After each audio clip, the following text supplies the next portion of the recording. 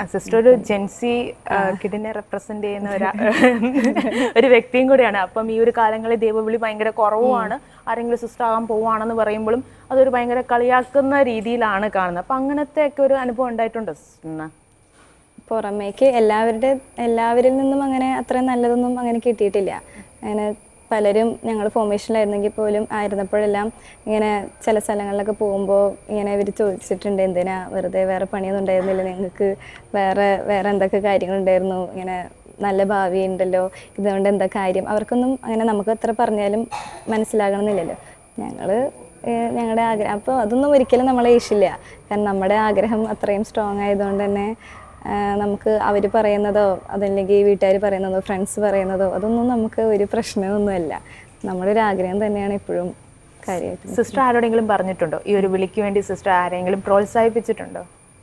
ഞാനിങ്ങനെ കാണുന്നവരോടല്ല, ഇങ്ങനെ ഇതിനോട് ചെറിയ താല്പര്യം പോലെ എനിക്ക് തോന്നിയിട്ടുള്ള കുട്ടികളോട് ഞാൻ ഇങ്ങനെ പറയാറുണ്ട്, നല്ലതാണ്, നിങ്ങൾക്ക് ഇഷ്ടമുണ്ടെങ്കിൽ താല്പര്യം ഉണ്ടെങ്കിൽ വിളിയുണ്ടെന്ന് ഉള്ളിൽ തോന്നുകയാണെങ്കിൽ വരുന്നത് നല്ലതാണ്. കാരണം സന്യാസം ഒരിക്കലും നമ്മൾ പുറമേന്ന് കാണുന്നത് പോലെയല്ല, അത് ജീവിക്കുമ്പോഴാണ് അതിൻ്റെ ഒരു ആനന്ദം. അതിപ്പോൾ ഞാൻ അനുഭവിക്കുന്നത് കൊണ്ട് തന്നെ എനിക്കത് ശരിക്കും അതുകൊണ്ട് ജീവിതത്തിൽ നിന്ന് എനിക്ക് പറഞ്ഞു കൊടുക്കാൻ സാധിക്കുന്നുണ്ട്. സിസ്റ്ററിൻ്റെ ഫോർമേഷൻ കാലഘട്ടം എങ്ങനെയായിരുന്നു?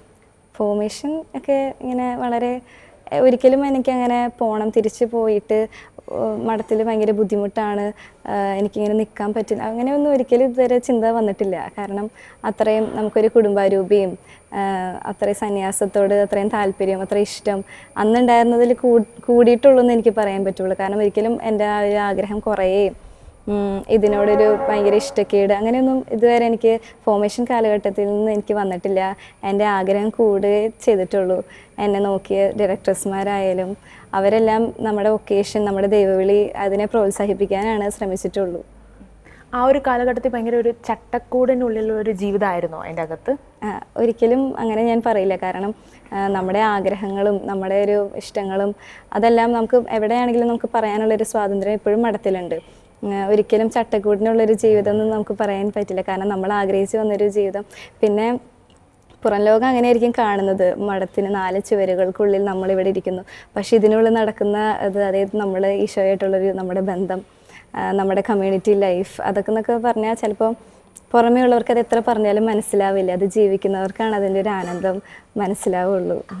ഈശോയായിട്ടുള്ളൊരു ബന്ധം പുറമേ നിൽക്കുന്നവർക്കും ഉണ്ടാക്കാൻ സാധിക്കുമല്ലോ.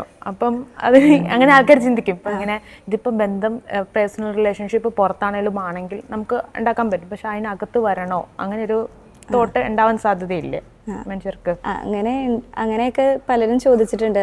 പുറമേ ആണെങ്കിലും നിങ്ങൾക്ക് പ്രാർത്ഥിക്കാലോ, ഈശോയുടെ കാര്യങ്ങളും ജീസസ് യൂത്തിലൊക്കെ ഒരുപാട് പ്രവർത്തിക്കാലോ, അങ്ങനെയൊക്കെ ഒരുപാട് ഇങ്ങനെ പിന്തിരിപ്പിക്കാൻ ശ്രമിച്ചിട്ടുണ്ടെങ്കിലും ഞങ്ങൾക്ക് പറയാൻ സാധിക്കാം, ഇപ്പോൾ കല്യാണം കഴിച്ചു അതായത് കുറ്റമായിട്ടല്ല, നമുക്ക് ഒരുപാട് നമ്മളെ ഇങ്ങനെ ചിലപ്പോൾ കുറേ കാര്യങ്ങൾ നമ്മളെ തടഞ്ഞു നിർത്തും, നമ്മുടെ കുടുംബം, നമ്മുടെ വീട്ടുകാർ. അങ്ങനെ നമുക്ക് അങ്ങനെ ഫ്രീ ആയിട്ട് ഇങ്ങനെ ഈശോയെ കൊടുക്കാനോ ഈശോയ്ക്ക് വേണ്ടി ജീവിക്കാനോ അങ്ങനെ ഫുള്ളി നമുക്കങ്ങനെ പറ്റില്ല. പക്ഷെ സന്യാസം എന്ന് പറയുന്നത് നമ്മൾ പിന്നെ ഫുള്ളി ക്രിസ്തുവിൻ്റേതായി. അപ്പോൾ അതൊരു പ്രത്യേക ഒരു ദൈവവിളി തന്നെയാണ്. ശരിയാണ് സിസ്റ്റർ പറഞ്ഞത് ഭയങ്കര ശരിയാണ്. സിസ്റ്റർ ഇപ്പം ഈ ഒരു വിളിയിലായിരിക്കുമ്പം സിസ്റ്ററിന് കുറച്ചുകൂടി കൂടുതൽ ആത്മാക്കളെ നേടാൻ സാധിക്കും മറ്റു അൽമാരെക്കാളും കൂടുതൽ. അതൊരു വ്യക്തമായ ഒരു കാര്യം തന്നെയാണ്. സിസ്റ്റർ അതുപോലെ ഇതിൻ്റെ ഇടയ്ക്ക് ഇതിന് എന്തെങ്കിലും ഒരു വെല്ലുവിളികൾ അങ്ങനെ വല്ലതും ഉണ്ടായിട്ടുണ്ടോ? ഇതിങ്ങനെ ഓക്കെ ഇതൊക്കെ എനിക്ക് തരണം ചെയ്യണം, ഇതൊരു വെല്ലുവിളിയാണ്, അങ്ങനത്തെ എന്തെങ്കിലുമൊക്കെ ഒരു സംഭവം ഈ ഒരു കാലഘട്ടം എനിക്കറിയാം. സിസ്റ്റർ ഇപ്പം ആയിട്ട് എത്ര കാലമായി?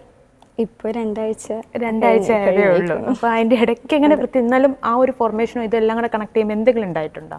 സിസ്റ്റർ ആയതിനു ശേഷം ഞങ്ങൾക്ക് അധികം അങ്ങനെ നമുക്ക് ഒരു തിരുവസ്ത്രം നമ്മൾ ഇട്ടതിന് ശേഷം അത്രയും വെല്ലുവിളികൾ അങ്ങനെ ഇതുവരെ ഇത്രയും നാളുകൾക്കുള്ളില്ലേ. പക്ഷെ ഫോർമേഷനിൽ ഇങ്ങനെ ഈ ഒരു മാലയിട്ട് ഞങ്ങളുടെ ഒരു പ്രത്യേക ചുരിദാർ ഇങ്ങനെ പോകുന്ന സമയത്ത് നാട്ടിലുള്ളവർ കൂടെ പഠിച്ചവർ അങ്ങനെയുള്ളവരൊക്കെ ഇങ്ങനെ അവർക്ക് ആ ഒരു വേഷം അങ്ങനെ അത്രയും ഒരു കാര്യമായിട്ട് അങ്ങനെ കാണില്ല. അവരിപ്പോഴും പണ്ടത്തെ ഒരു ഇതിൽ നിനക്ക് തിരിച്ചു വന്നൂടെ.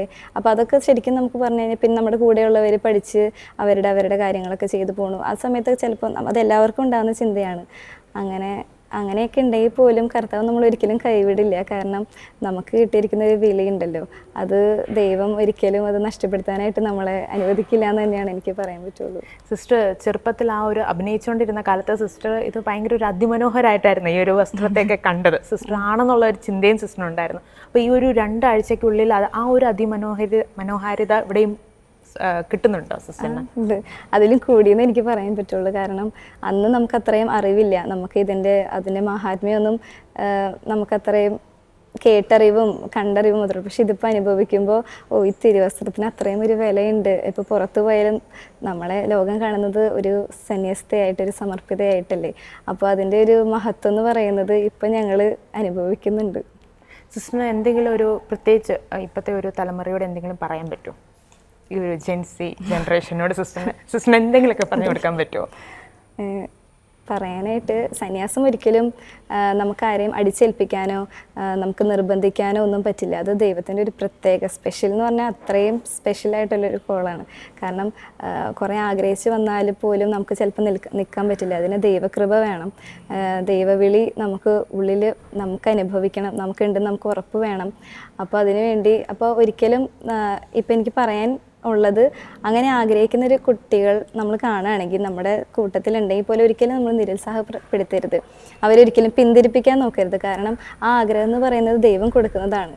അപ്പോൾ ഒരിക്കലും ആഗ്രഹത്തിൽ നിന്ന് പിന്തിരിപ്പിക്കാനോ അതിനെ പ്രോത്സാഹിപ്പിച്ചില്ലെങ്കിൽ പോലും അവരുടെ ആ ഒരു ആഗ്രഹത്തിന് വിട്ടുകൊടുക്കുക എന്ന് പറയില്ലേ, അതാണ് ശരിക്കും വേണ്ടത്. പിന്നെ സമർപ്പിതർക്കുള്ളൊരു സ്ഥാനം എന്ന് പറയുന്നത് നമുക്ക് ചിന്തിച്ചാൽ ചിലപ്പോൾ മനസ്സിലാവില്ല. കാരണം അത് ക്രിസ്തുവിൻ്റെ മണവാട്ടിയുടെ ഒരു സ്ഥാനമാണ്. നമുക്ക് മനുഷ്യർക്ക് ചിന്തിച്ചാലോ എത്ര തെരഞ്ഞു പിടിച്ച് നോക്കിയാൽ പോലും അത് കണ്ടുപിടിക്കാൻ ശ്രമിച്ചാൽ പോലും അത് നമുക്ക് മനസ്സിലാവില്ല. കാരണം അത് കുറച്ചുകൂടി എന്താ പറയുക, ആത്മീയ ആ ഒരു തലത്തിലോട്ട് വന്നാലേ മനസ്സിലാവുള്ളൂ.